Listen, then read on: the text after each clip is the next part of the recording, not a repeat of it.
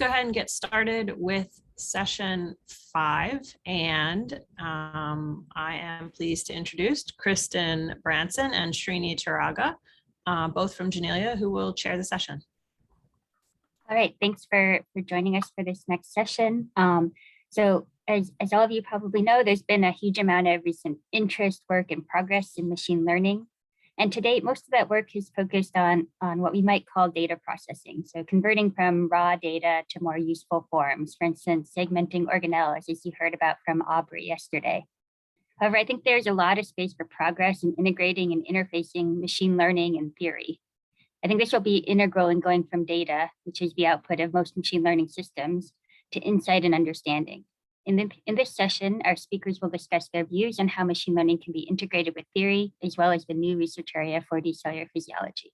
And we're going to start things off with Minkyung Baek from the University of Washington. Thanks for introduction. All right. So yeah, thanks for inviting me to this workshop. I'm Minkyung, a postdoc in David Baker's group at University of Washington. So my main research area is at the molecular level, especially focusing on predicting protein structures and their interactions to other molecules. So in this talk, I will first introduce how protein structure prediction method has been developed so far and why machine learning could become a breakthrough in this field. Then I will move on to the lessons I got from my machine learning-based study on protein structures. As you know, proteins are large biomolecules that play critical roles in essentially all biological processes, including signal transduction, immune responses, some movement, and metabolism. And they are made up of chains of amino acids, and the sequence of amino acids determines each protein's unique 3D structure and its specific function. Therefore, it's really important to know protein structure to study their functions at the molecular level. But predicting a protein structure from its amino acid sequence has been a grand challenge in computational biology for the past 50 years. So many research groups have been developed the computational structure prediction methods so far. One of those methods is co-evolution guided modeling, which became a start point for machine learning-based protein structure prediction. So it is based on the following idea: to maintain protein's function during the evolution process, protein should maintain its structure. So if a mutation causes the severe changes in structures, protein will lose its own function, and that organism cannot survive. As a result, if two residues are close in 3D space, these interacting residues should be co-mutated to maintain each interaction. So by analyzing the multiple sequence alignment of homologs, that is basically the set of evolutionary related sequences, we can find these correlated mutation patterns, and from there, we can predict the contact between residues that is very valuable to generate the reliable structures. So many programs have been developed to predict contact from the MSAs using traditional statistical models. However, the traditional approach requires a lot of sequences to get a statistically meaningful prediction from the MSA. If you have very shallow MSAs, like this case, only 36 sequences in the MSA, it cannot predict the meaningful contact and it gives just noises. Then how to overcome this limitation? How can we make more powerful contact prediction method working even for shallow MSAs? At this point, people have tried to apply machine learning. Machine learning is basically trying to learn some representations from given data by using multiple layers of neural networks. So it's basically exceptionally effective at learning hidden patterns in the given data. So if you can provide the system tons of training examples, it somehow begins to understand hidden patterns and respond in useful ways to predict or generate something.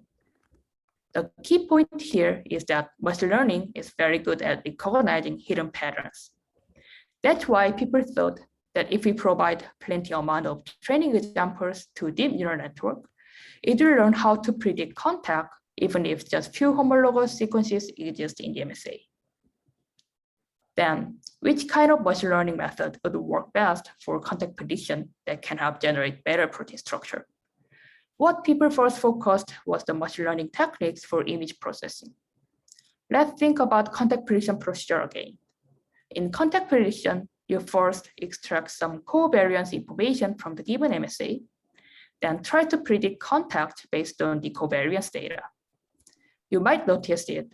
The input for contact prediction are some kind of 2D images having multiple channels, and the output is also the 2D image. So many people thought that this is the analog of image processing in machine learning field, and started to apply those techniques to predict contact or even distances between two residues. TR-Logera is one of the representative methods for predicting protein structures by applying a machine learning method for image processing. So TR-Logera extracts the input features from the MSA to create a 2D image input with multiple channels. Then a convolutional neural network is applied to predict the distance and orientations between those two interacting residues. And then those predicted distances and orientation information between residues is converted into an energy function and used to create protein structure through an additional energy optimization step. So basically there is a community-wide experiment called CASP, which is considered as a kind of world championship in protein structure prediction. So machine learning method for image processing achieved a similar amount of improvement in only 4 years, which took more than 20 years with traditional method development as shown in this figure. But to say we really solved this problem, this protein structure prediction problem, and make predicted structures really useful, we should achieve this line corresponding to the experimental structure quality. Then how can you improve the method? How can you achieve this goal with machine learning? In case of convolutional network, which is the basic component of previous machine learning-based structure prediction method, information flows through the local neighborhood. This is because this method itself was developed for images. For example, here is an image with human face. Which pixels have the most important information to learn that pixel actually present the eye in this case? It will be the pixels right next to it. Since the pixels right next to the target pixel contains the most important information in the image, you can think that it would be more efficient to conduct learning based on the information around it, rather than looking at the whole image at once. Then what about protein? With convolutional layers, only residues that are close in sequence space are considered. However, in predicting protein structures, residues that are close in sequence, that are close in 3D space, but distant in sequence are also very important. Problem is, we don't know which two residues are close in 3D structure at the beginning. So network itself should have some ability to figure out or learn which residue pairs are important and let information flow through them. The attention mechanism is suitable for this kind of problem because it learns the relationship between the point or residues by generating the attention map and can control information flow dynamically through that learned attentions. That's why people, including us, started to use attention network instead of convolution network. And what would be the best representation for protein structure? In most of the previous machine learning-based protein modeling method, they predicted 2D projected protein structures such as contact, distance, and orientation maps, and combine these 2D predictions with external energy minimization method to generate 3D atomic coordinates of proteins. But as you can think easily, the best way to represent the protein structures would be representing it with its atomic XYZ coordinate rather than 2D transformed images. So based on those ideas, attention instead of convolution and predicting the 3D coordinate directly, the machine learning-based high accuracy protein structure prediction method named AlphaFold and Logera-Fold were developed and published a month ago. And with those advanced machine learning models, we could achieve our goal for protein structure prediction. Now, the performance of both AlphaFold and Logera-Fold are really close to the point that we can say protein structure prediction problem is solved. Because I'm not a cell biology or cellular physiology expert, I'd like to share some lessons I got while I conducted various machine learning-based scientific research. I found these 3 points would be the key requirement for successful machine learning-based study. First of all, the target problem should have massive search space. If the problem is too simple, it might not require advanced ML technique, and conventional mathematical models would be enough. And the second important point, you should have very, very clear definition for your target problem. The machine learning is basically all about the optimization, and it requires very clear goal and clear objective function to optimize against. Finally, machine learning models are usually very data hungry and requires lots of training data. So you should have a lot of training examples for your target problem, or you should be able to access to an efficient and accurate simulator, which don't need to be perfect, but provide good enough signal to noise ratio and good enough quality to use simulated output as training data for your model. So for the protein structure prediction problem, all 3 points were marked. It has very large search space, which is unable to solve based on principle-based approaches, and very clear definition of target problem, including the objective function like the structural similarity between prediction and ground truth. And finally, we have a lot of enough protein structures in the public database to train the model. I think that's why machine learning could be that successful for protein structure prediction task. So the previous slide is more about what would be the plausible target problem to apply machine learning. And I'd like to talk about what are the important elements when you conduct research as a team. So scientific research with machine learning is really hard interdisciplinary research. And it's not like somehow machine learning algorithm solved it itself. It's more like down to human ingenuity to create innovative algorithm advances. And to accomplish this, the domain knowledge on target problem is very important to find what are the grand challenges in this field and what would be meaningful goal of the project. And it's also very important to have people who can bridge domain knowledge, domain field, and also the machine learning field in the project team to set more specific goal achievable by machine learning and have communication between domain expert and ML expert and bring rough but innovative ideas which can be polished by ML expert. And finally, machine learning is basically engineering, and it requires a lot of engineering effort as well as some kind of brilliant ideas.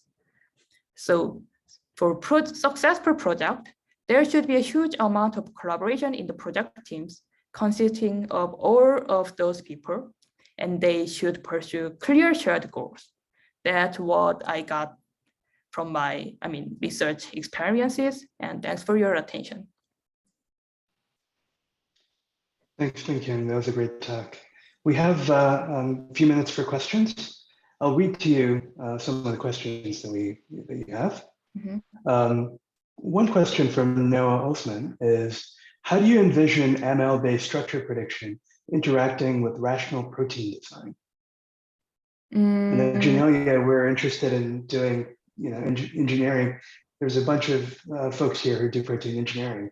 So I think this very important question for us. Yeah, so basically for the protein design or protein engineering, what basically you need, what you need to have is some kind of property predictor which give you some clear guidance. Your engineered sequence would have the better properties or that, and also you should check that engineered sequence should be forwarded into that desired structure.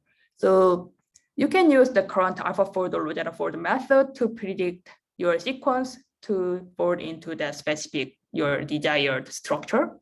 And also you can use the last hidden features from both AlphaFold or Rosetta-Fold as some kind of general embedding, which are aware of both sequence and structure information. And you can build a predictive model which predicts some kind of properties of your proteins. And by combining that, you can have some kind of platform which can design new proteins using the machine learning based method. That was great. I think using the features in these pre-trained models is a fantastic way forward. There's a few more questions, and then I think there's also some of the panels who want to comment. Just one quick question is, how can ML help in working with intrinsically disordered proteins? Or in what way can you approach such proteins, which I guess don't have just one structure? I think it depends on what will be important aspect for the intrinsically disordered protein. So IDPs basically have, it's known as have not form like non-folded structure. So it has very dynamic structure. So what you need to do is basically generate some kind of ensemble of structure that IDP could have, or could be, could have, or some kind of folded structure upon binding. So I think it should be something like developing some protein complex structure prediction method, which can account the folding upon binding effect. Or the other thing would be the generating, or combining the machine learning method like VAE kind of generative model to generate some diverse set of protein structures that IDP can have. That's great. I guess we could probably reserve the remainder of the questions for the discussion period, which will be coming up soon. At this point, I'd like to invite Minkyung to present the next talk. Minkyung is a professor at University of Berkeley.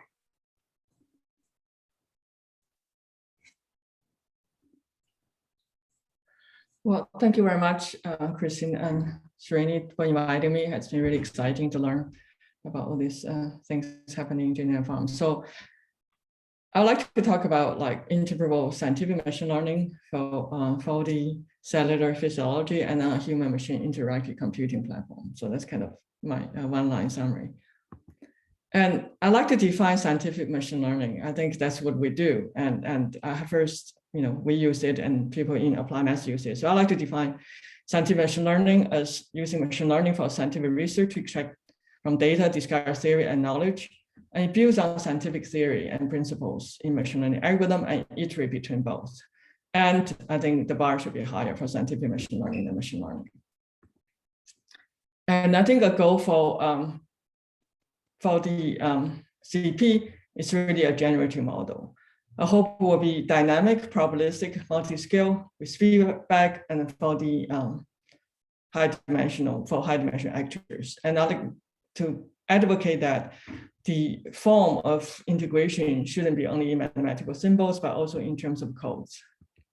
And the challenges are, what are the actors, a huge dimension, and not just mathematical symbols, but we need to have concept that correspond to reality. And what are observables, what are hidden, and at a particular time, and also evaluation metrics, both within the data you have and downstream, say therapies for patients. And this will be all good to articulate from the beginning, so we know where we are. And I like to think that we need a transdisciplinary effort through a team brain. And yeah, we already talked about this. Interval machine learning is really a key piece. I think interval machine learning is a piece of theory, and we also need signal processing, applied math, computer science, and especially I want to mention data lake, which is something come from Databricks, a startup from Berkeley, that you can deal with unstructured data, not just relational database. And sociology, we need integrated human teams, how we're going to have fitting incentives and rewards. They might need some reform from the existing structure. And the process of this happening, we already talked about theory drive experiments, experiment drive theory. But I think theory is really helpful to design pilot experiments, and I wouldn't think theory should drive all the experiments. But the second phase, the theory and data from the pilot should come together to design the next phase experiment. So it's kind of iterative even with the current theory. Theory shouldn't be changed too fast. I think theory should have more stay power than a machine learning model. But machine learning, interval machine learning is the way gets to the theory, I think, most stable. And we need collaboration among many teams. So that's a little, I think, challenging for people, the different team needs to work together and multi-skill. Can we find simpler problem before we graduate to complex problems? And can we divide actually the scientific problem among different teams and labs, not just within a lab? And Jonathan's talk really talked a lot of the computer science side of building a computing platform. I want to add is the human-machine interaction. So I think it's not enough just like computing form. We need AI capacities for humans even being asked questions, and machines help the human also ask machines. So we share store data and codes and also documentation. A lot of things without documentation, extremely hard for other people to use. So we have to really have a very reproducible documentation form and have some AI capacity. And I'll say that a lot of what I do or my group does is really, I'll call veridical data science. Is a new term we tossed out last year. It's from data to theory. Veridical means truthful. It's really to try reliable, reproducible information and enrich technical language. To describe this complex bio-reality, we need terms so we can communicate across different humans. And we have to evaluate and communicate and build our theory on empirical evidence. Because AI holds a lot of promise, but also can also create a lot of problems. So the paper we wrote with my former Kumbir really integrate machine learning with statistics. Predictability, computability came from machine learning. Stability is really generalization from robust statistics, sample variability, and also from stability from control theory, from numerical analysis. So it's really encompassing concept. And we want to unify, streamline, expand on idea best practice. And in my group, we have done 8 case studies for motivating and for afterwards in a variety of biological related areas, including neuroscience, we call it deep tune. And this is a nice joint saying what we do. And PCS in a nutshell is really, we need reality check, use predictability, I can use a lot more. And I want to bring attention to the data science life cycle. It's not just modeling, it's about domain formulation, linguistic stability, and data cleaning. You have multiple ways to clean the data, annotation, you have multiple people do the annotation. So every step will make human judgment calls. Is the conclusion robust to these different valid human judgment calls? And we're building called a vertical flow in Python so that to enable the more ID case data analysis to make things stability analysis easy, and PCS an important bits, which is documentation. Otherwise, we have mental models, could be mental construct, have to correspond with reality. So you want to document the choices you make. And if we use PCS for DCP, then I think we should really keep multiple versions annotated to clean data, just at least 2. If you use 2 different software, you should keep 2. And then we should really keep multiple models after some screening. Some models just don't fit the data, so you screen them up, but you should not just choose the best model. And climate scientists are already using that, right? They already have 9 models for global temperature prediction from 1.5 degrees to end of the century to 5.5. So they are using multiple models. I think we can do the same, and we have perturbation intervals. And the interval machine learning is very important for scientific machine learning. We defined it as interval machine learning as the extraction of relevant knowledge from machine learning model concerning relationships contained in data or learned by model. We view knowledge as being relevant. It provides insight for a particular audience into a chosen problem. And this is in one shot is we call PDR, predicted accuracy, and descriptive accuracy and relevance to which audience. So I want to share for the, remaining few minutes, 2 vignettes from predictive model interpretation. So this is take a well-known machine learning random forest, and we add stability. And we keep the same order of computation. And because disease tree, as I mentioned earlier, is really captured from genome interaction at the molecular scale. And this is something actually for Drosophila data to do an enhancer prediction problem. We find 20 pairwise interactions, and 80 of them already validated in the literature. And the 3-way interactions we found become recommendation system. And so working with Sandiker's lab, we're also putting a more enhanced version called SIGN-RF, means we're not just saying 2 genes interact, we actually they have to have high or low level for them to interact, and put it on, you see, Santa Cruz browser track. So hopefully some of the neural-related genes will be interesting to this group, but it's not quite there yet. And the second project I want to share is really distillating adaptive wavelets from deep learning models. So distillation had been done before us from a bigger deep learning model to smaller deep model, and we moved to wavelets. We think wavelets is kind of localized for a transform, improve interpretability, compression, efficiency. So the idea is really try to put constraints so that you also have interpretability loss, you have reconstruction loss, you have a wavelet loss, and you also have interpretability loss, and you do gradient descent, use all these available differentiating abilities. And we develop a cosmology problem, and we use this problem just more already, the method developed in this Kristin-mediated endocytosis, which is very familiar to this audience. So we try to predict molecular partners. And clustering is easier to measure. And for the completion of this process, oxalin is harder to measure, but it's a good indicator. So we just turn the videos into time series. We couldn't really use deep learning work really well for just working with video, use LSTM and give the best predicted result, the higher the better. And then we use the LSTM and use the fitted values and put it back in through our adaptive wavelets and distill it into a wavelet, which is you see the form.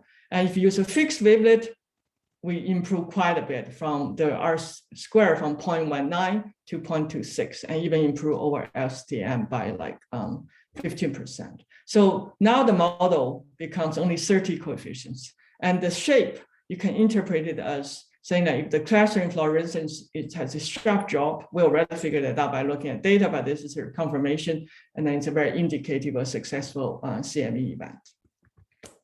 So to finish, that I think integral machine learning model can be viewed as intermediate form of theory, and the Boolean interaction we discovered of hypothesis generation for experiments, and wavelets is already multi-scale and might be used for some early talk structure feature extraction. And then one question we are kind of trying to do with some climate model is how do we integrate that with the PDE or ODE? Thank you. All right, thank you, Ben, for a great talk. So if you want to type your questions either into the question and answer box or the chat, I will read them out, or you can raise your hand if you're a panelist and I can call on you. While we wait for questions to come in, I was hoping that you could maybe comment on a sociological question that I have about how you get people to do this. So I can, it's very hard in my experience to convince machine learning researchers to, do all of this careful analysis. I don't know if that's your experience as well. So, is it to convince machine learning researchers to do this, or to get, teach biologists computer science so that, they can do these analyses themselves? What are your thoughts on kind of getting this to actually happen in practice? Well, I think I sit in a statistics department. What I do is really good old traditional applied statistics. So I think I track certain students from CS. And what I do is I usually do some typical machine learning and gradually get them into science. So it's kind of have some, and there's just a lot of good kids want to make a difference, right? And it's not a typical CS student. I also have students from physics and biostatistics. So I do both ways, and my group by now is becoming easier. But when I was starting, there are just always people who will come this way. And usually they have multiple projects. I think if I only put them on the scientific project, it's very hard for them. But gradually, especially there are senior people doing science, so it's just kind of in the air, and they just slowly move this way. But they all do some methodology. Nobody does, because I think it's the strength of my group is not just doing science, but it's also the bridge, right? I like Minkyung's picture very well, like the bridging people. So I very see my group as a bridging group. And we also do theory. So it's, but reward system is very important even within my group, because we work very much as a team. So I have a member guide, just lay out very clearly how I'm going to share credits. Just ask them, even they discuss privately about discussion, the good ideas, I want them to tell me when they work with me. So I get it very, very clear on credit sharing, and I'm very careful about credit sharing. And that kind of formulate a fair system so people are happier. They don't feel they will be buried if they work on a team. So I think it's extremely important about credit sharing and writing papers and very inclusive. So a lot of multiple co-authors, first authors, things like that. We have a question from David and David Van Valen and seconded by Hanel Samad about how do you determine if one machine learning model is more interpretable than another? Yeah, in the paper we list a few qualifications, right? It's a judgment call, but a lot for me it's you want sparsity, you want stimulatability. It's like whether human can go through the step in their brain, so that's desirable. And eventually, I think it's the domain scientists will have to have a discussion. And then I think eventually back to humans, like relevance, right? We emphasize relevance and audience. So, but I don't think you need a strict linear ordering, but you need some, at least this is all kind of equally good, but some differentiation of tiers of interval models. It does kind of from what Minkyung was saying in her kind of takeaway messages, if you have a very concrete criterion for evaluating things, it can really lead to better engineering efforts. I think more generalization of those criteria you have could be really useful. We did run human experiments for some sentiment analysis. So we did bring, I think that's the thing, we can do that within a farm involved, and then we changed the models and asked the scientists, when you can have 20 scientists evaluate. So we did run 2 experiments in some follow-up paper, something we call ACD and other particular deep learning method. So I think human experiment can be done to articulate what's interpretability. Okay. So I'm gonna cut this off there. There's one more question in the chat from Srini that maybe you can answer there, and I'm going to introduce David Van Valen from Caltech.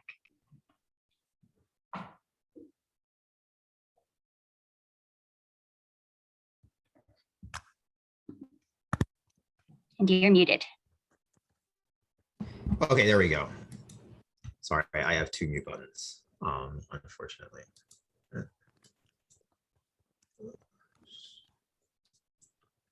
Okay, can folks see my slide? Yeah, okay. Yeah, thanks for the invitation to speak. I think a lot of what I have to say is going to echo what Ben just went over, but these are sort of my own thoughts on how machine learning and theory can better interface. Okay, so I think the first thing I'd like to talk about is just how machine learning is used in biology today. And in my eyes, there's really 2 to 3 different use cases that folks have for machine learning methods. The first is measurement automation. So there's some hoard of data, there's some manual task that has to be done to put said data into some interpretable format.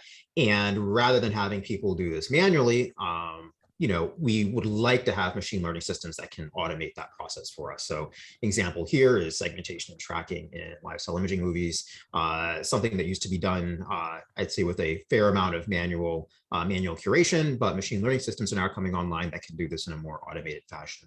The second and third get more towards interpretation. Biological data sets are becoming increasingly high dimensional. I would say the advent of single cell sequencing has made this even more so.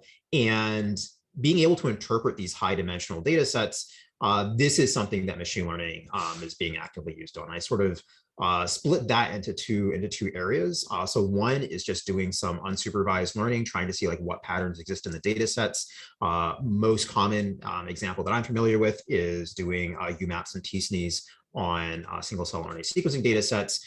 But then there's another flavor in which one tries to bake existing knowledge into the machine learning methods themselves, so that you can sort of explore spaces of reasonable solutions, more or less. And I take a really good example of this is a paper from Chris Sanders' lab published about a year ago in Cell Systems, where they want to understand how cancer cell lines respond to perturbations. And so they put together a hybrid scientific / machine learning model, ordinary differential equations, where they explicitly within this model described how certain sets of genes are allowed to like interact, what perturbations are applied. And then they took this differential equation and fed it into a neural ODE framework to be able to perform parameter fitting and inference on training data. And then they're able to take the trained model and perform inference on other data sets. And so these are the three ways in which machine learning methods are being used. And I think the common theme is that it's really the generation interpretation of quantitative data. And if I could add another layer of emphasis, it'd be on quantitative. That's really what theory needs to be successful, is quantitative data. And I think this is the big way that machine learning can help. A lot of the following thoughts are sort of in the imaging space, just because that's where I'm the most active and that's where I spend most of my time thinking about. For those who may not be familiar, you should just know that there's a lot of things that deep learning can do with imaging data now, be it segmentation, tracking, doing spot detection and fish images, image restoration, interpreting label-free images. Many folks who are present here at this symposium have contributed to the development of these methods. And I think having the availability of these methods that can deal with modern imaging data, that's part of what makes this 4D cellular physiology program exciting. Yes, we can generate large amounts of data, but these methods are going to let us take that data and put it into a format that's actually useful for deriving biological insights. Okay, so the next series of slides are just questions I have, or things that I think would be useful if we could get machine learning to do. And so the first one is, can we use label-free imaging to expand what we can measure dynamically? So there's a whole suite of machine learning methods now that are able to interpret label-free images. So interpret in the sense that you can take a label-free image and then predict a fluorescence pattern that you might have seen had you actually stained it. And if that fluorescence pattern carries some biologically meaningful information, like where relevant structures are, then you've gleaned some insight from this. And so this is a method adapted from Lei Tian's lab at Boston University, uses LED array imaging, and you can stain these samples, train deep learning models to do image-to-image translation. And from that label-free image, you can then predict where the cell nuclei are, where actin is, et cetera, et cetera. And one way in which I think these methods and their deep learning counterparts can be useful is solving this trade-off that happens in biological measurements, where you can either measure many things statically or a few things dynamically. And if you have these label-free methods, which are effectively, free measurements that you can do for free, in the sense that you're not killing your samples by collecting this data, then you might be able to use them to interpolate, to do some amount of interpolation. So rather than being able to, measure a few things dynamically, you might be able to measure, more things. Maybe not everything like you can do with the genomics technologies, but it might be sort of like a mesoscopic scale. And I think this is this might create a class of data that would be really useful for theorists, because it would expand the scope of our dynamic measurements. Another question is, can images be a universal data type for biology? I'm a big fan of imaging. To borrow a quote from The Dark Knight Returns. The Dark Knight. Right? Yes, Dark Knight Returns. One thing I love about imaging data is that it's cheap. Right? It's cheap to do imaging experiments if you ignore the capital cost of actually building your microscope. Marginal cost of data is cheap. And what's really nice now is that there are new methods that have expanded what we can measure with imaging, right? We can get gene expression, we can get protein localization, we can get signaling dynamics, we can get cell morphology. You name it, there's like some imaging-based assay that we can use to measure it. And I think what's very appealing is that if we can get the machine learning methods to the point where it's easy to extract these sort of information from the images, then it might be possible for us to have images to just be like a universal data type. You have something you want to measure, you do it with imaging, and then you borrow from like some collection of machine learning models to just interpret the data in an automated fashion. As part of this, this part of this worldview is, we need these machine learning methods that we can just pull off of the shelf. These methods are powered by data, and it's really not just the data, but it's the labels associated with the data that make these methods powerful. And I think a big question that faces this entire field is data labeling. How much data do we need to label? My suspicion is a lot in both bold and italicized. And for us to actually meet this need, this means that we have to drop the marginal cost of annotating data. And so there's this question, can we make data labeling almost free? I think the answer is yes. Part of the way of doing this, at least in my mind, is having humans and AI tools collaboratively work to label data sets rather than work in a siloed fashion. And a big part of this effort, I think, is a need to realize that data is as much as part of the code of these methods as the machine learning algorithms themselves.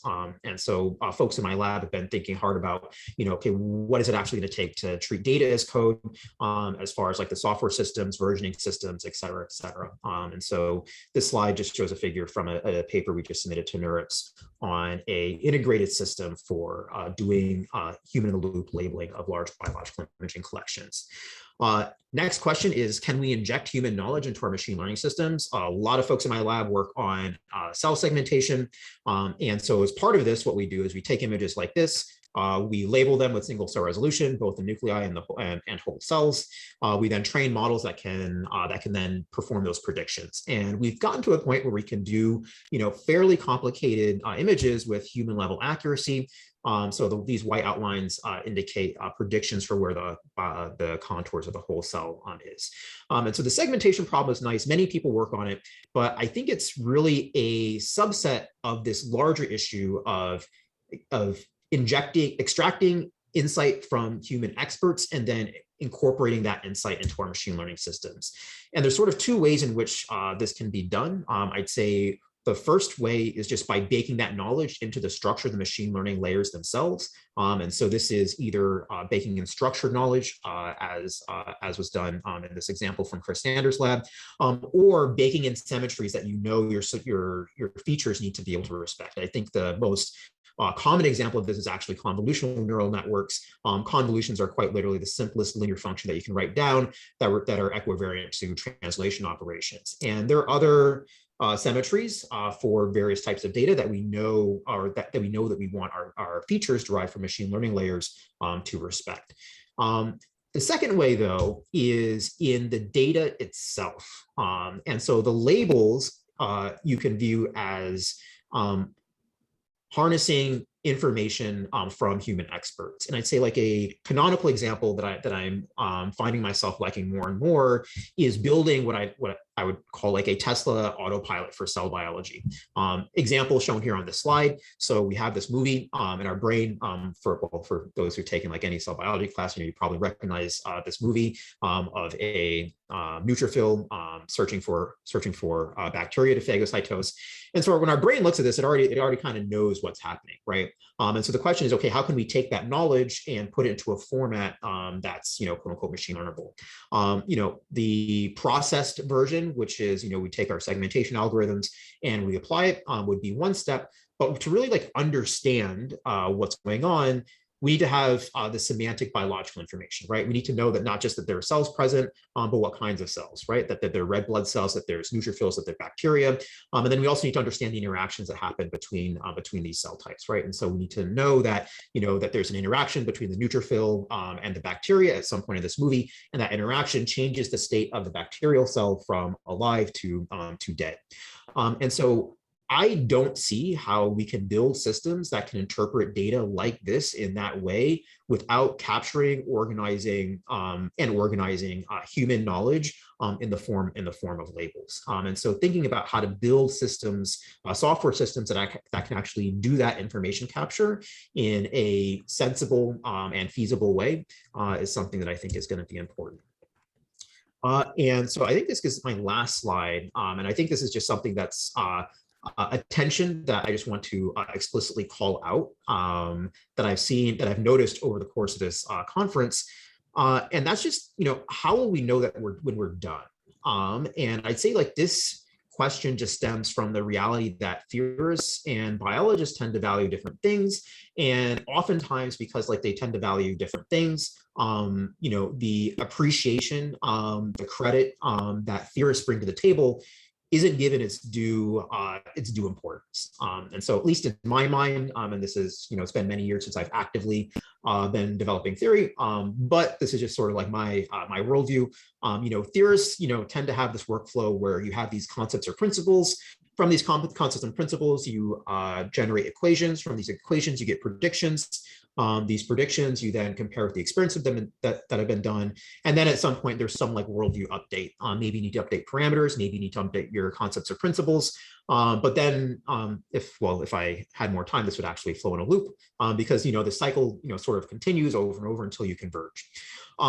The biologist, however, in my mind, it's more about building, curating, and annotating like a knowledge graph.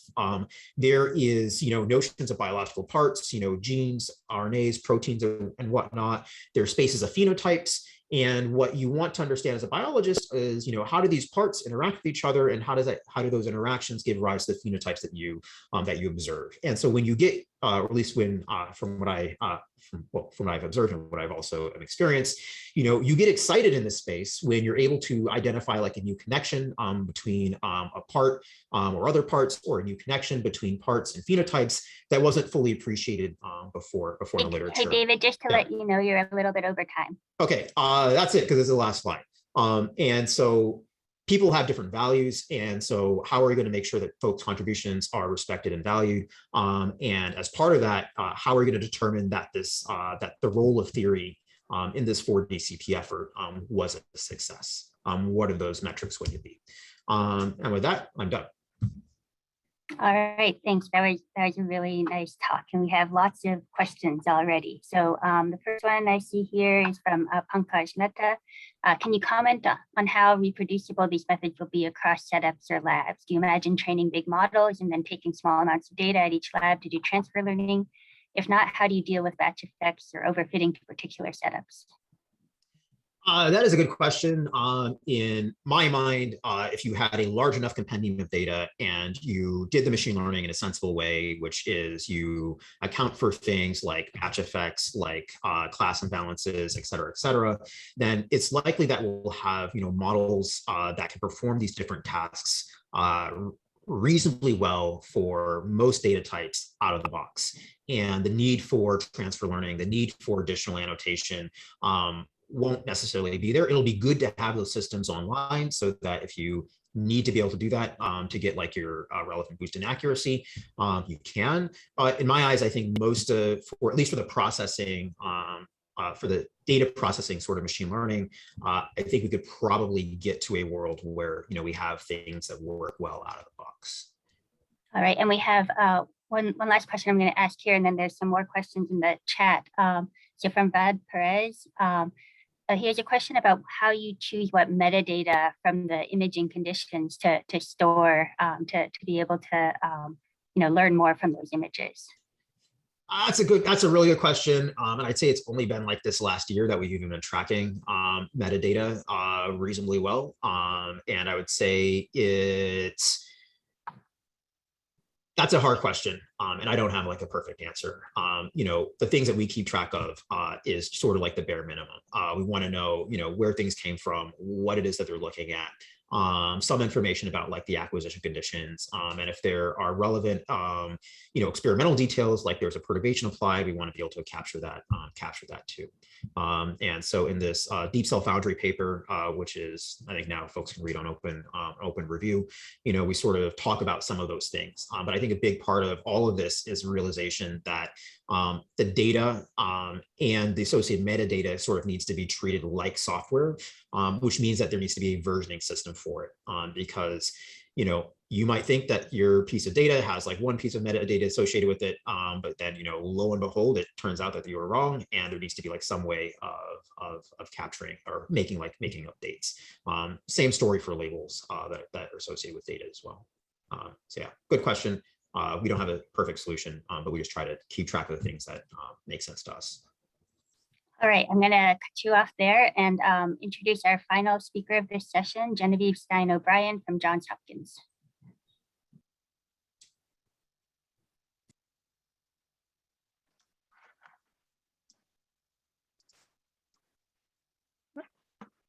Uh-oh.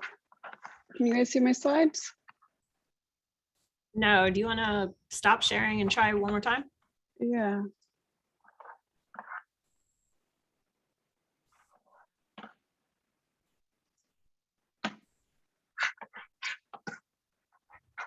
Sorry about this.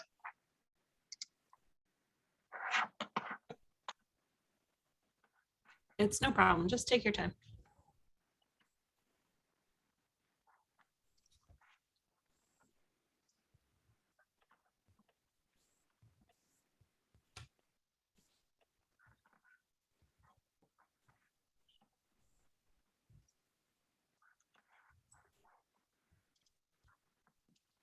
Can you see my screen? Yep. Okay, great. Can you see my slides now? Oh, no, they left. It's that big black box that we saw when you first tested your slide. So weird. I'm doing exactly the same thing. It's always the machine learning people that get like the technical difficulties that are just really embarrassing. You know.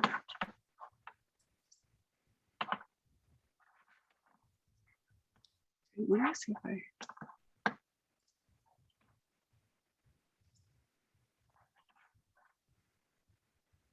Okay, can you see my screen? Yeah, we can see your screen. Okay. There it is. Yeah, there it is. Excellent. I think. Okay. Well, I think sort we of have see the presenter note version. Yeah, if it's you the want to share your other presenter- screen. Yeah, let's try that. There you go. Oh, that looks good. All right. Actually, hold on. Sorry. This is so bizarre. All right. Can you still see my screen? We see your screen. Yep. And can you see the slides? This Yeah, is the still presenter presenter view. notes. All right. Well, Now it's good. It's for some reason messing with my two desktops. So, okay. Well, I'm super excited to be here. I study cells because they are the basic unit of life. And in order to understand their behavior, I work in 4 different areas. And while each one of these areas is a rich and very full, section in and of itself, I've picked this story today to try and show how you can weave a story that connects all of them and really reflects the synergy that this conference is trying to connect between theory, modeling, and machine learning. And so in terms of the computational modeling that I do, I work predominantly in agent-based models. I borrowed this movie from Physiology and Paul Mackin because they're intuitive ways to think about cells. So each cell can be an agent. In the case of the movie that you're watching right now, you're actually looking at the immune infiltration of a cancer tumor, where the red cells are the immune cells, the blue cells are the cancer stem cells, and then the yellow cells are the just standard tumor cells.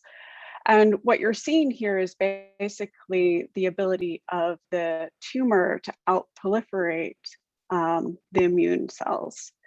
And so what you can really get a sense of is how, by using each cell as its own agent, you can sort of model dynamics and take snapshots in time and start to make movies out of them. And the reason that I mentioned snapshots is something that was brought up by a number of people earlier in terms of where we get our data from and what data is available.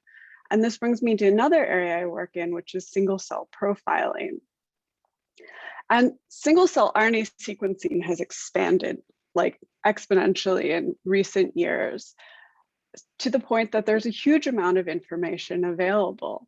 And you would think that this data would be perfect for models, but there's, order 10,000 genes per cell, which you can't parameterize. A lot of work's been done in terms of looking at individual genes. And within the field, in more sort of a data analysis section of it, there's been a lot of work and a lot of debate between this idea of discrete cell types and then continuous phenotypes and how you really are able to parse out what's the difference between a cell state and a cell type. And one of the biological areas that this is really important in, and which we saw in the earlier movie, is in cell cycle itself, because every cell that is ever generated is done so via cell cycle. And cell cycle is a continuous process, but until basically the work I'm going to talk about, it's been modeled as discrete phases. And that's partially because what we're able to see. And I really love this image because it really dissects down what we get with single cell sequencing and what we get with a lot of high throughput biological methods, which are these snapshots of these continuous dynamic processes. You'll notice that, you know, depending upon what view you're looking at in the camera, you really get a different image, but it also highlights the issue with a lot of analytical methods that are used to extract information from this data. So within genomics, contrasts or looking at differential expression is highly popular. But if you were to take these two snapshots and you were to look at what's different between them, you would say, oh, the arms, that must be the most significant data point in this process, or in terms of what's different between these two points in this process. But I would challenge anyone here to jump without their legs. So a lot of times it's really important to develop methods that account for the whole picture. And that's actually going to bring me to my next area that I work in, and probably the area that I have the most expertise in, which are latent space methods. So the method that I'm going to talk about is actually, or start with, is principal component analysis, because I couldn't very well come to a conference where principal component or theory as the principal component and not talk about principal component analysis. So, and also because it works well in terms of how we can bridge theory and machine learning. So if you look at single cell gene expression data from single cells that are proliferating, the major source of variation as captured by principal component analysis is actually cell cycle. And it doesn't matter what data set that you apply this to. So here we have plotted the first two principal components from two different single cell RNA-seq data sets, but I can show you a million more that look exactly the same. And what you can see is that, you know, they form this kind of circle, and where we've colored it by kind of the traditional phases that are used in annotation. There's a lot of methods that have been developed to label cell cycle phase based off of markers, and that's what we've used to color these. And if you look at the loadings in the principal components, they're actually highly correlated. And what's interesting is that you start to also see, if you look at individual genes, this periodic behavior. And so if you think about this mathematically and sort of abstract this out, this makes sense. So what basically you're able to do, so this is a simulation data, it's of a cosine where we added a huge amount of Gaussian noise. And then we were able to use principal component analysis to basically infer the temporal ordering. So we were able to restructure it using the first two eigenvectors. And then we can actually relate those directly to functions and use that to phase the periodicity of the cell cycle. And you can think about how this could potentially be really useful if you wanted to then go into theory, work with oscillators, look into start building models based upon the ability to phase cells in from single cell data. And this just shows you that, that it is similar to the actual gene expression that's observed. And furthermore, if we then take this same ordering, this phase, this theta position and plot cells' gene expression by this ordering, you do see this same type of periodicity. So that's very, very exciting.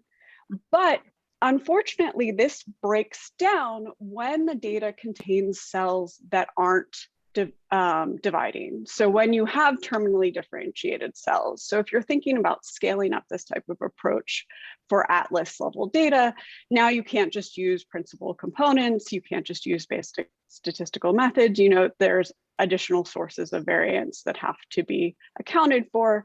I should say that it does work if you subset to only those cells that are dividing, but who wants to do that? You have a big data set, you want to analyze it all at once. And that's where transfer learning really can come into play. And in particular, a method I developed a few years ago, where basically you use dimension reduction in the latent spaces that are generated via dimension reduction as your feature space in which for transfer learning. And because you're conditioning on these latent spaces that are learned in a particular data set, what we found in previous work is that it's very robust to technical artifacts. It's very robust to other sources of variation that you aren't necessarily interested in, but it also teaches you about the use of a particular biological process in disparate data. And it allows you to find these connections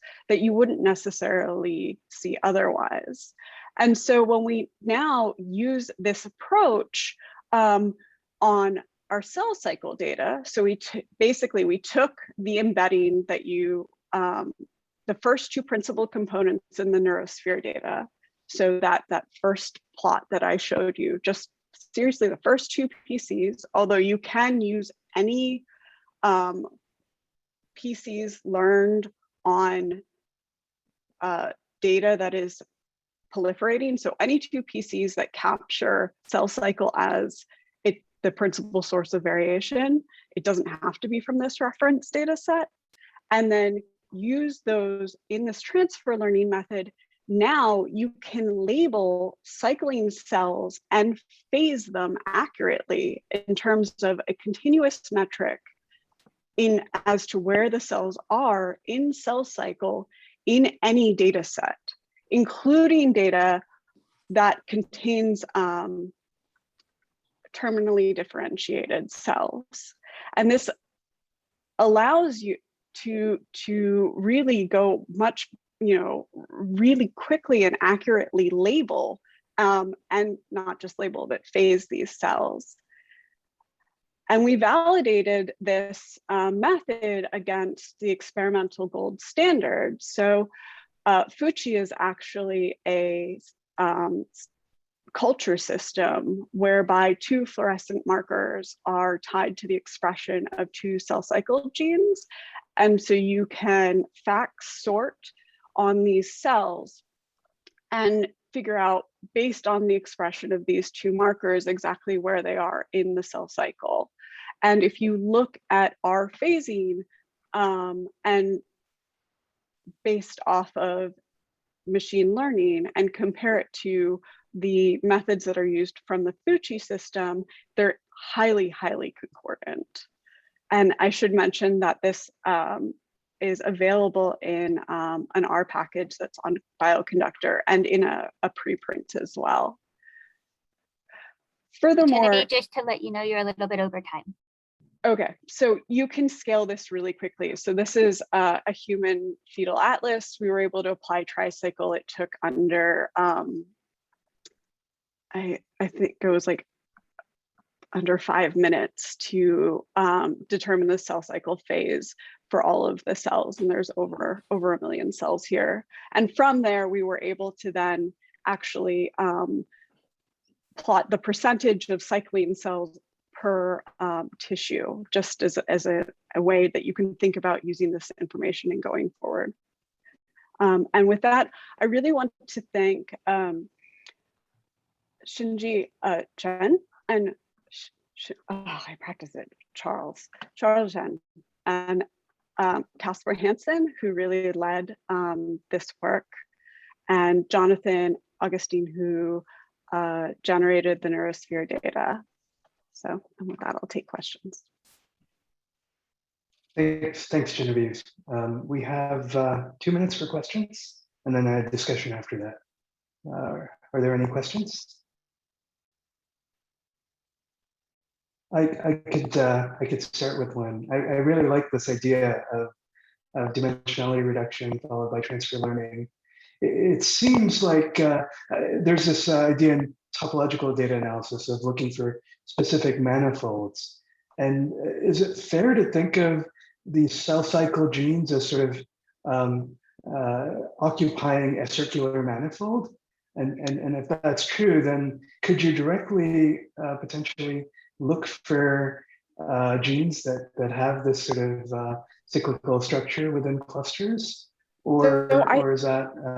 That is actually something that one of the areas we're looking into. And I think that it's potentially very fair.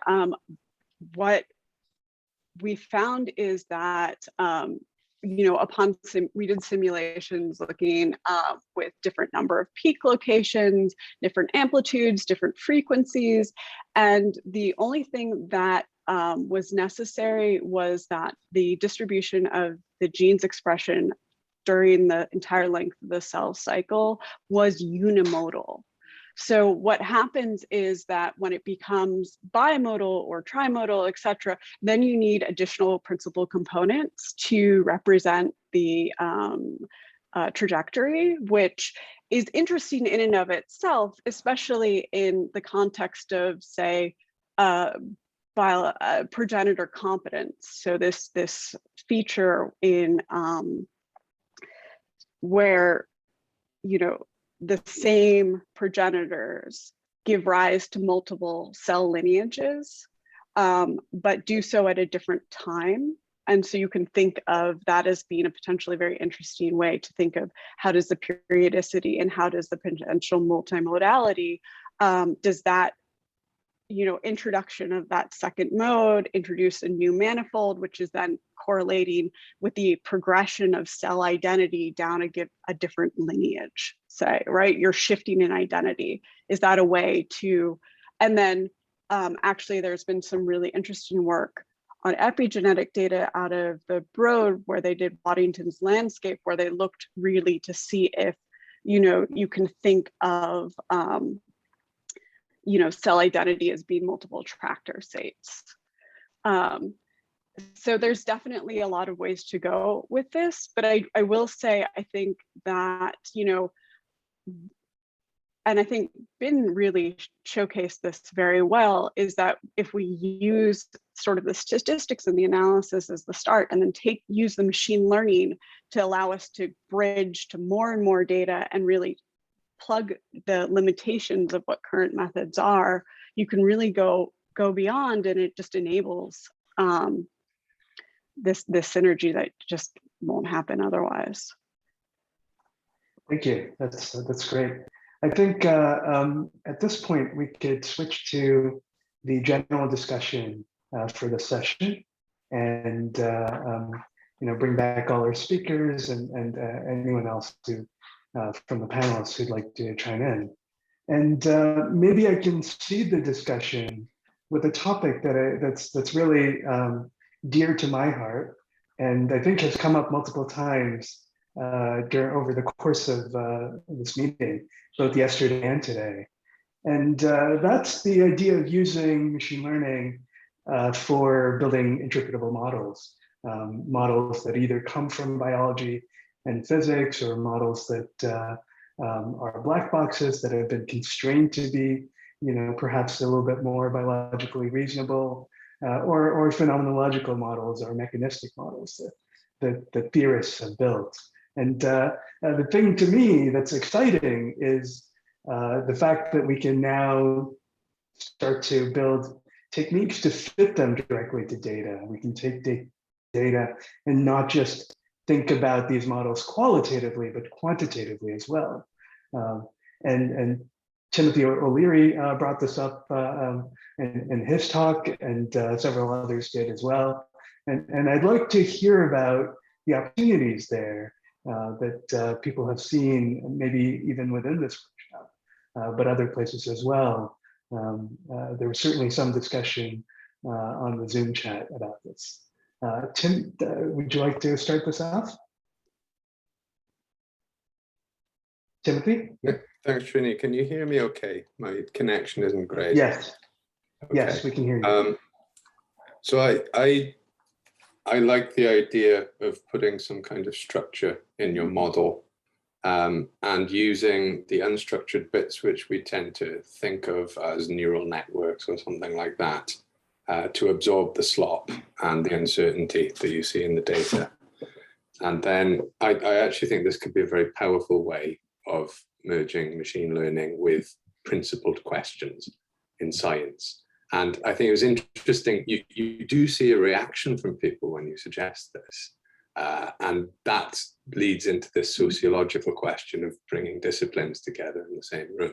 So there's going to be that tension always between, okay, are you just describing data, or are you actually proposing a question and answering it? So I think this has to happen. I think Janelia is a great place to do it. And I think bringing together people with these inherent different backgrounds and biases and making them work in the same place will eventually resolve this. I've got one question for the people, the experts in this section, and it relates actually to the earlier session about multi-scale modeling. I've experimented myself actually just with undergraduate students, so trying to do image synthesis using fairly crude simulations of cells. So in particular, if you've got things like organelles moving around inside cells, they're kind of simple in a way, they're blobs, particularly if you image them through a not very good microscope with just one fluorescence channel, you've got a blob, and you can sometimes characterize its interaction or the physics it obeys with quite simple laws and simple rules. So how far is it sensible to push the idea of using sort of what people might call replicated models as a way of generating synthetic data, and then helping these ML models, essentially providing them this synthetic data so that they can then learn on real data? And is there a principled way of doing the synthesis and this data generation and the data gathering so that one can inform the other?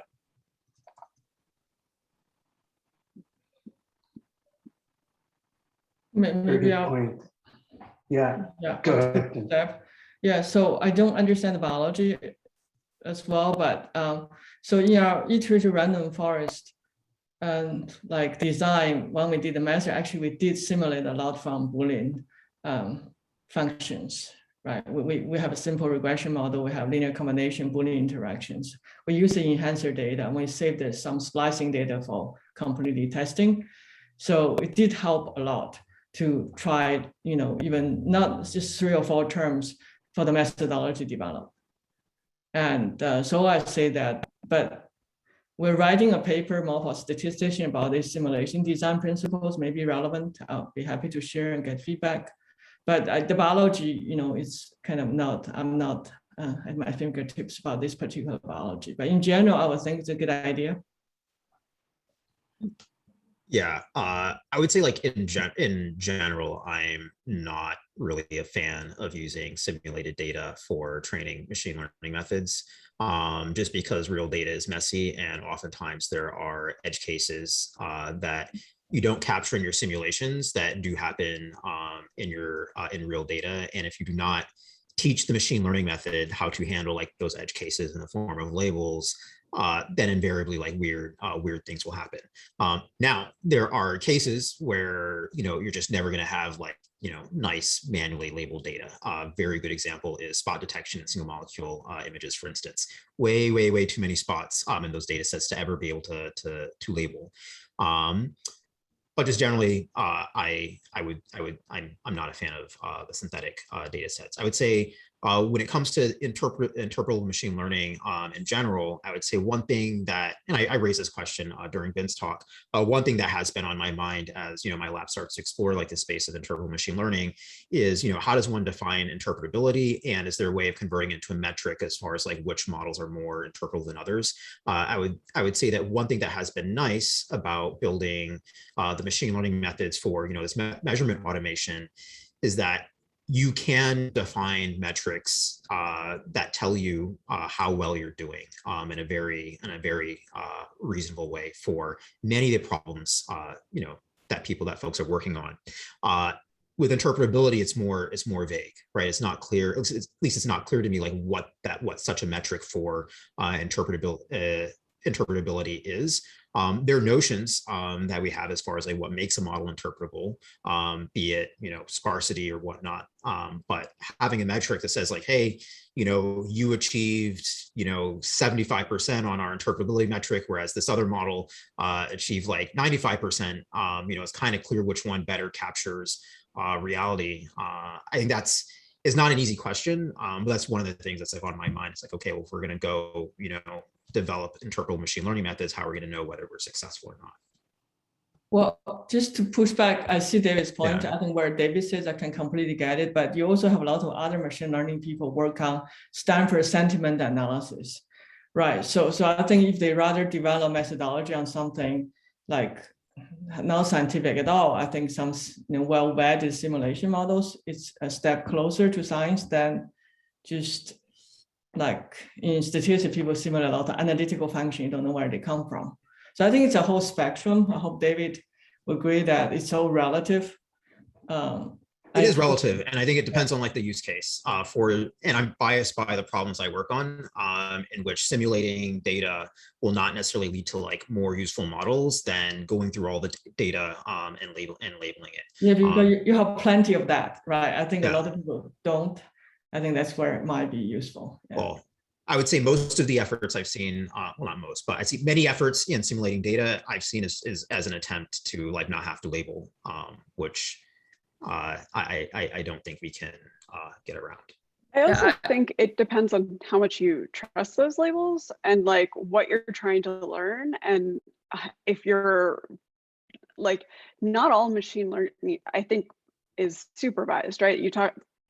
There's an entire class of unsupervised like machine learning out there. And I think especially when that's used for biological discovery, it's inherently difficult because you're both developing methods at, like you're pushing on both sides. And I think that that's a place where, if we take a step back and we integrate with theory and we integrate with like the biological question based upon what you're trying to solve, then you can go and have a more principled approach. I mean, we knew cell cycle was periodic. There is many very successful models that have accomplished based off of the data that they had, but now there's a whole new level of resolution that we can tap into, and even more so as it gets to be multimodal. And so we wanted to press on that and see if we could really push it, and then do so in a way that we then were able to use machine learning to scale up and see how generalizable it is, and can we find universal like features, universal principles, the rules that we couldn't just do with like modern statistical or even joint learning paradigms. You can't. I've worked on a number of joint learning paradigms, including some for principal component analysis. And if you stick all of the data together, you will get batch. I'll tell you that right now. But even if all subset to like the same type of cycling cells, like that's what you will get. But if you anyway. Yeah, I think there's ways to do both, and I think that then you're not necessarily. I think it comes to the generative thing that Ben was talking about, but also a point that was brought up by a number of people earlier, including someone who quoted Feynman on you know, if you build it, you understand it, that maybe the point is to then work kind of, you know, from the data to the simulation where it's almost like a prediction task. We figured it out so well, we know the rules so well that we can not only predict, but we can build it. Anyway. Thanks, Genevieve. Eva, did you want to add to this discussion or start something new? Sure. This is just a couple of thoughts and maybe directed to you, Srini, and maybe to David. I'm hearing a couple of things about use of machine learning. One is in image processing, but one which we didn't touch upon very much in this discussion is this, like in the realm of reinforcement learning and designing or figuring out control laws from input to output, and how machine learning could help you figure out what are those feedback loops that were a big topic of yesterday. So in the image processing world, I feel like most of the exciting stuff we're seeing now, I mean, there is a lot in microscopy and image processing, and I'm not an expert, but I'm most excited about the light microscopy, where we see the dynamics happening. We see dynamics of whatever structure developing in time and space. And for that, I don't know where the state in image processing, whether, because the dynamics developing, of course, there's physics underlying this dynamics, and whether physics can be added to alleviate the job of the image processing. So not every frame is treated as an independent frame. And I'm sure there is some advances in that direction to maybe accelerate or basically combine physics with image processing and with machine learning for image processing. So that's one thought. And the other thought on reinforcement learning is, and actually it's like an overall thought, all of the problems we're talking about are inverse problems, right? We don't know the rules. We want to find the rules. We're talking about inverse problems. And inverse problems are notorious, even when the parameter space is small. It doesn't have to be massive. It doesn't have to be millions of parameters. Even if you have 3, 4, 5 parameters, inverse dynamics is very difficult. And you have multiple solutions. So how do you know that you actually have a model that is, I don't know, I don't even want to call a correct model, because I like Bin's idea, when she was saying to keep a whole gallery of models. We should go to catalogs of models and maybe have a metric or a set of metrics where we can classify those models in relation to each other and also in relation to experimental data. So those are the thoughts. I was hoping to pick your brains, David and Srini, on that. So maybe I should take a stab at some of this, since my name was like specifically called out. So with respect to dynamic data, I agree with you. I think that's like one of the unique features of light imaging data that makes it like super appealing, is that you actually can capture dynamics. And I'd say, like, just from my knowledge of, there's knowledge of like what we're doing in my lab, but then also like knowledge of like what other folks are doing. But I would say from the machine learning perspective, the fact that now, rather than labeling static frames, like now you would need to label like entire movies, is a non-trivial challenge. And to be able to do that, it does get back to like a comment that I made during my talk, is a need to reduce the marginal cost of labeling. I'd say like, and so we're actually doing this in my lab, where we're collecting live cell imaging movies of cells in, different cell lines, few different conditions, and just saying like, okay, we have this infrastructure for labeling. Can we just, label every cell and every frame and then link everything together over time? If successful, then, not only do segmentation models fall out of that, but also tracking models.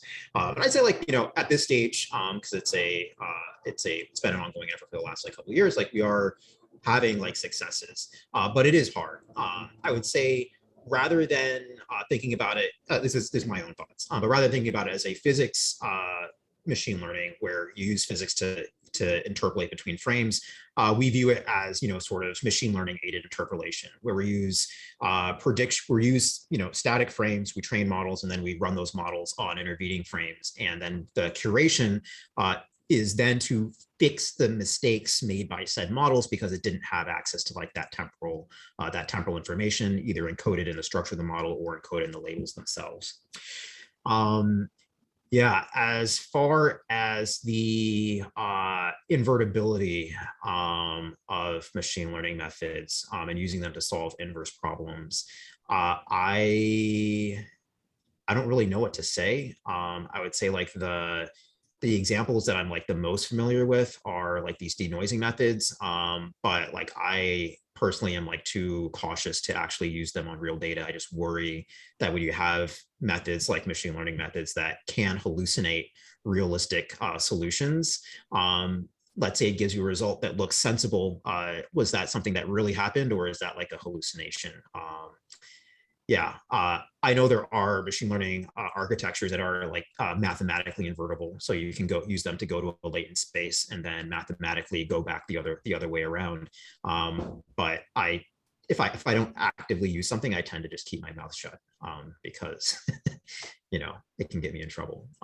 So I don't really have anything insightful to say other than it's like it is an important question, and folks should spend some time studying it. Last point before I stop talking, I really do think that using like these multimodal measurements can be like a great way to get dynamic information, or at least putative dynamic information for things that were like previously impossible. So for example, light imaging doesn't have like the resolution of the cryo-EM imaging, but it does give you dynamics.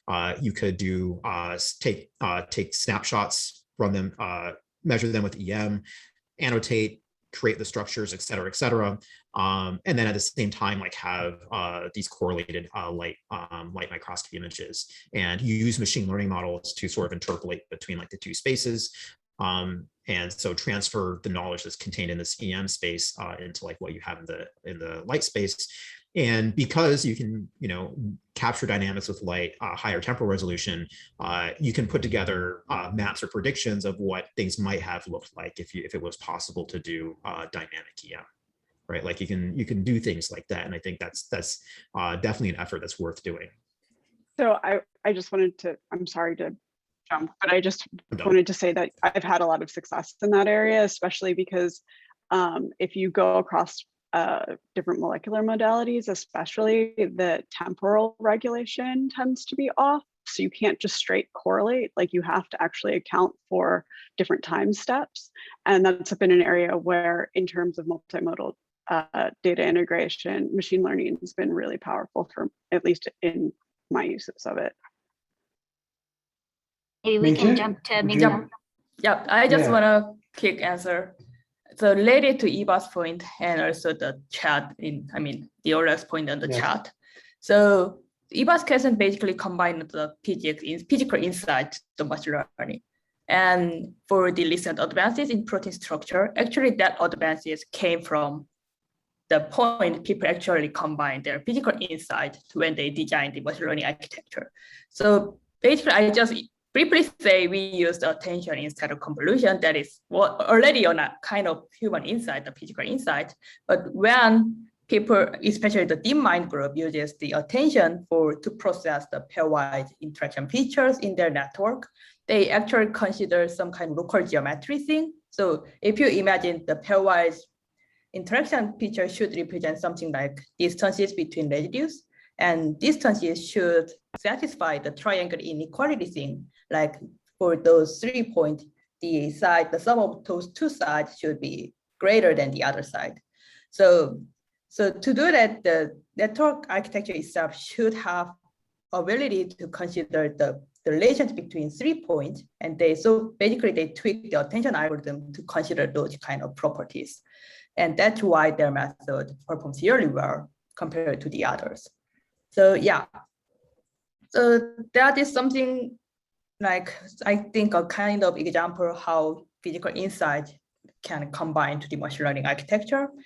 And for they also use some kind of physical properties like when they train the model, like the atomic bond, the bond length should be something, some predefined value, and the atom does not collapse to each other. So they introduce those kind of things in their architecture as well as the loss function so that it can generate more feasible structures.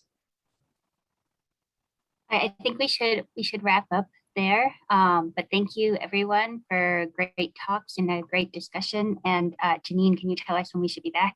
Yeah, let's take just a 5-minute break and resume at 1:55 p.m. Eastern.